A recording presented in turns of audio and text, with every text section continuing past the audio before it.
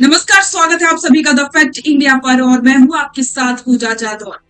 राज्यसभा चुनावों की तारीखों का ऐलान हो चुका है और साथ ही अब चुनावी बिगुल पूरी तरह से बच चुका है क्योंकि अब नामांकन प्रक्रिया अपनी शुरू हो चुकी है। लेकिन यहाँ गौर करने वाली बात तो ये है कि राजस्थान से ना तो सत्ताधारी बीजेपी ने अपने पत्ते खोले हैं और ना ही कांग्रेस।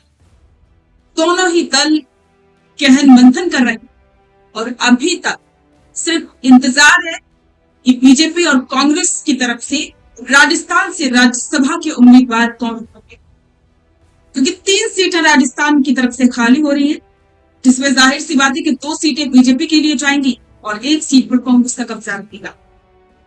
तो चलिए आपको बताते हैं कि इसका सियासी गणित क्या और पूरा का पूरा चुनावी शेड्यूल क्या रहने वाला है। 1 जून चुनाव के लिए नोटिफिकेशन यानी कि अधिसूचना जारी हो चुकी है।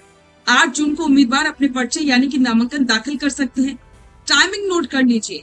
विधानसभा के कमरा नंबर 106 में सुबह 11 बजे से दोपहर 3 बजे तक ही पर्चे भरे जाएंगे। 9 जून दोपहर 1:30 बजे सारे फॉर्म्स की जांच परख की जाएगी। अब आप सोच रहे होंगे कि भाई असली खेल क्या है, किसके खाते में कितनी सीटें जाएंगी। तो गणित बहुत ही सीधा और बिल्कुल सिंपल है। राजस्थान विधानसभा में कुल 200 सीटें हैं। इस गणित को ऐसे समझते हैं, बीजेपी के पास कुल विधायक हैं 118। राज्यसभा सीट के लिए जरूरी वोट चाहिए 51 एक सीट के लिए। और अगर देखा जाए तो बीजेपी 2 सीटों पर बिल्कुल पक्की है, यानी कि 102 वोट चाहिए 2 सीटों के लिए, जो बिल्कुल आसानी से बीजेपी जीत रही। कांग्रेस की बात करें तो कांग्रेस के 67 विधायक हैं, 51 एक सीट के लिए चाहिए, 1 सीट 67 वोट है, यानी कि 1 सीट कांग्रेस की पक्की है। यानी कि नंबर गेम के हिसाब से 3 सीटों में से 2 पर बीजेपी और 1 पर कांग्रेस का कब्जा होना तय माना जा रहा है। अब जीत का गणित साफ है, इसलिए दोनों पार्टियों के भीतर टिकट पाने के लिए मारामारी मची हुई। नेता लोग जयपुर से लेकर दिल्ली तक अलाकमार्ग के दफ्तरों के चक्कर काट रहे हैं। अगर बीजेपी की बात करें, अंदर की खबर यह है कि बीजेपी अपने 1 सीट पर केंद्रीय मंत्री रवनीत सिंह बिट्टू को दोबारा मौका दे सकती। वहीं दूसरी सीट के लिए पार्टी जाति और क्षेत्र का समीकरण बिठाने में जुटी है। रेस में पूर्व नेता प्रतिपक्ष राजेंद्र राठौर, पूर्व प्रदेश अध्यक्ष सतीश पूनिया और अलका गुर्जर जैसे नामों की चर्चा है। सीएम भजनलाल शर्मा और प्रदेश अध्यक्ष मदन राठौर के नामों का पैनल बनाने का जिम्मा लिया, लेकिन आखिरी मुहूर्त तो दिल्ली दरबार यानी कि अलाकमा नहीं लगाएगा। अब कांग्रेस खेमे की चर्चा कर ले। कांग्रेस के हिस्से जो एक सुरक्षित सीट आ रही है, उस पर कयासों का बाजार गर्म है।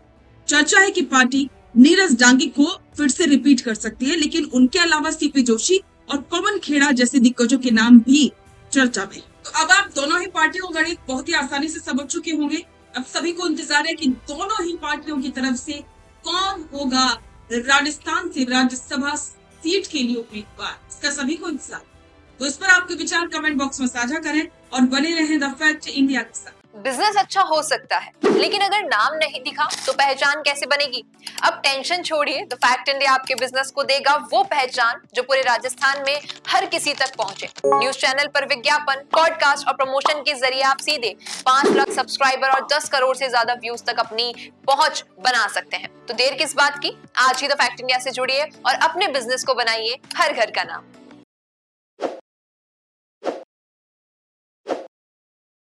ताज़ा खबरों के लिए विजिट करें द फैक्ट इंडिया की वेबसाइट और डाउनलोड करें द फैक्ट इंडिया ऐप।